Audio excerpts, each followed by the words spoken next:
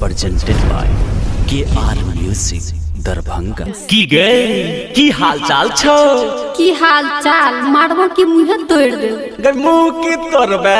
हाले सुन एकटा गाना आइले डीडी प्रोडक्शन से।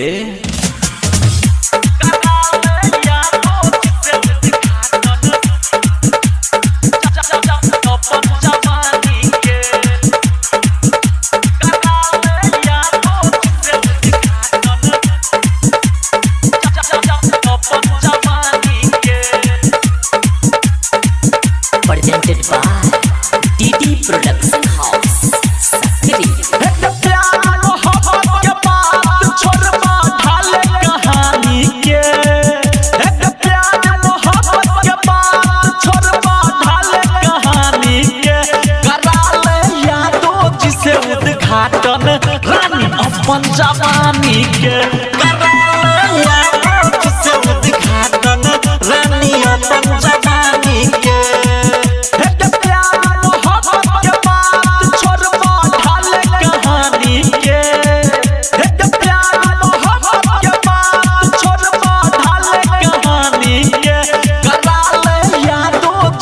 उद्घाटन रानी अपन जवानी के। से उद्घाटन रानी अपन जवानी के। DJ Guddu Madhubani DJ Guddu Madhubani DJ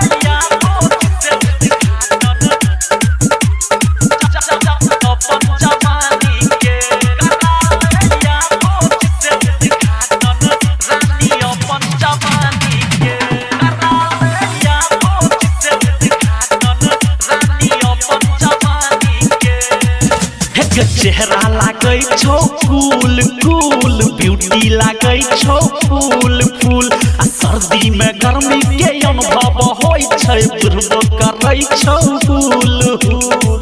करै छौ करै छौ। हाँ चेहरा लागै छौ कूल कूल, ब्यूटी लागै छौ फूल फूल। आ सर्दी में गर्मी के अनुभव होय छै, बुझबो करै छौ फूल फूल। करै छौ सब बड़ाई तोहर चेहरा के पानी के। करै छौ सब बड़ाई तोहर चेहरा पानी के। करा ले यादों जिसे उद्घाटन रानी अपन जवानी के। करा ले यादों जिसे उद्घाटन रानी अपन जवानी के। करा ले यादों जिसे उद्घाटन रानी अपन जवानी के। DJ Guddu Madhubani DJ Guddu Madhubani DJ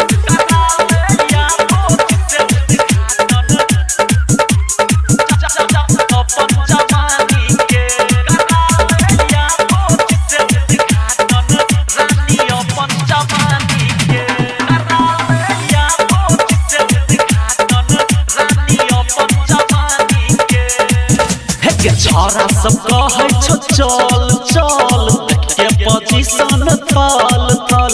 Dharmveer धुरंधर से कले तू सेटिंग, किया करै छै तू हल बल। किया करै छै तू हल बल, किया करै छै तू हल। हाँ छोरा सब कहै छौ चल चल, देख के पोजीशन थल थल।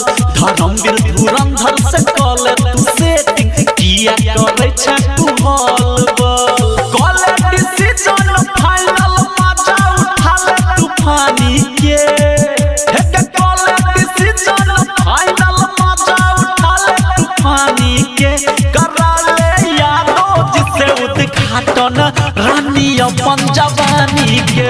करा ले यादों जिसे उद्घाटन रानी अपन जवानी के। करा ले यादों जिसे उद्घाटन रानी अपन जवानी के।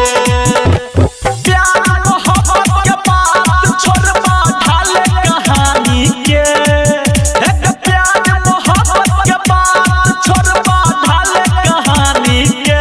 करा ले यादों जिसे उद्घाटन रानी अपन जवानी के। करा ले यादों जिसे उद्घाटन रानी अपन जवानी के। प्यार मोहब्बत के बात